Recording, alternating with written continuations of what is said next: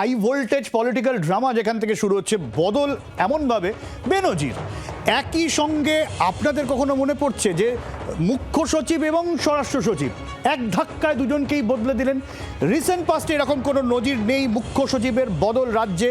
এটাও কবে এমনটাই মনে করতে পারছে না রাজনৈতিক বিশ্লেষকরা। স্বরাষ্ট্র সচিবের বদল আগে হয়েছে, কিন্তু এই যে বদল, প্রত্যেক ভোটের আগে বদল, পুলিশ মহলে বদল, এতে কি আদৌ মানে শাসকের বদল হয়? শাসক চাপে পড়ে, সরকারের হিসেব অঙ্ক উল্টে যায়? পিয়ালি রয়েছেন আমাদের সঙ্গে, পিয়ালির কাছে এই প্রশ্নের উত্তর খুঁজি। পিয়ালি, একেবারে দেখো, যদি তুমি লক্ষ্য করো গতকালকের পর থেকে আজকে দুপুরের মধ্যে 24 ঘন্টাও হয়নি, তার মধ্যে একেবারে রাজ্য প্রশাসনের সর্বোচ্চ যে 5টা পোস্ট, সেই 5টা পোস্টে কিন্তু রদবদল করা হয়েছে। এবং এই একসঙ্গে এই 5টা পোস্টে এবং একই দিনের মধ্যে পোস্টিং করানো কার্যত নজিরবিহীন। এবং তুমি যদি দেখো, রাজ্য পুলিশের ডিজি একাধিকবার নির্বাচনের সময় বদলি হয়েছে, সেটা 2021 সালেও বদলি হয়েছিল, 2024 সালেও বদলি করা হয়েছিল। কলকাতা পুলিশের কমিশনার, তাকে 2016 সালে বদলি করা হয়, 2019 সালে বদলি করা হয়, এবং তারপরে এবার আবার কলকাতা পুলিশের কমিশনার বদলি হলো।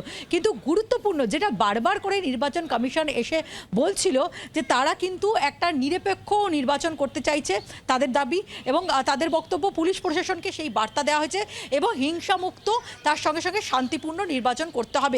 সেই জায়গা থেকে একেবারে নিজেদের সেট অফ অফিসার দিয়ে, কার্যত এই রকম নতুন অফিসার দিয়ে তারা ভোট করাতে চাইছে বলে মনে করা হচ্ছে, এবং তাদের ব্যাকগ্রাউন্ড নিয়েই কিন্তু এই রকম অফিসারদের দায়িত্ব দেওয়া হয়েছে বলে মনে করা হচ্ছে।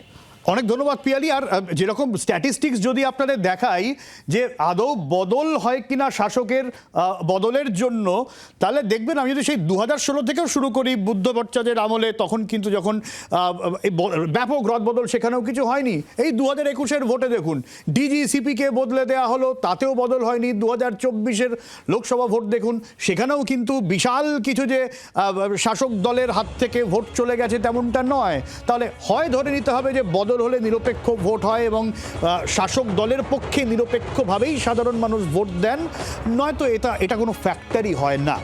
এই জায়গা থেকে মমতা বন্দ্যোপাধ্যায় কিন্তু আজকে এই বদলির ইস্যুতে একেবারে অন্যরকম রাজনৈতিক ইস্যু সামনে এনেছে। কত রাতে কি করলেন? রাত্রি 1টায় আমি মেসেজ পেলাম। মধ্যরাতে কখনো শুনেছেন একটা স্বাভাবিক দল কাউকে কাজে লাগিয়ে ছুপা রুস্তমের মতো behind the scene chief secretary বাঙালি মহিলা, ওরা অ্যান্টি উইমেন, এক সুমতো যেন মোগের মুলুক, যেন দিল্লি কা লাড্ডু, যেন জমিদার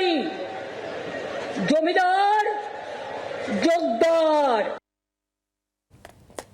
সুকান্তবাবুর কাছে যাবো। সুকান্তবাবু, ঠিকই তো, মানে এরকম বেনজিরভাবে ভোটের দিন ঘোষণা হলো, তারপর রাত্রিবেলায় রাতারাতি বদল হলো, এবং এটাও তো ঠিক যে প্রথম মহিলা মুখ্য সচিব আমরা পেয়েছিলাম, তারপরে এই বদল, চর্চা তো হবেই।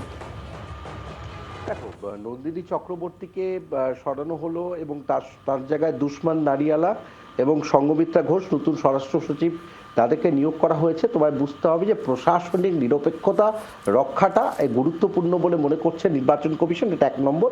কিন্তু বেনজির এই ঘটনা ঘটেনি। তারা চাইছে রাজ্য প্রশাসনের সর্বোচ্চ স্তরে থেকে তারা যেন নজরদারি চালাতে পারে, এটা আমার মনে হয়। এবং বিভিন্ন যারা সূত্র থেকে মারফত খবর যে যাদেরকে এটা নেওয়া হলো, তারা চেষ্টা করবে এই যে যারা পুলিশ প্রশাসনে মানে অ্যাজ পার বিভিন্ন জায়গা থেকে সূত্রে যে শাসক দল, তাদের বিভিন্ন লোকেরা রয়েছে, তারা যেন কোনোভাবেই নির্বাচনী ব্যবস্থাকে প্রভাবিত করতে না পারে।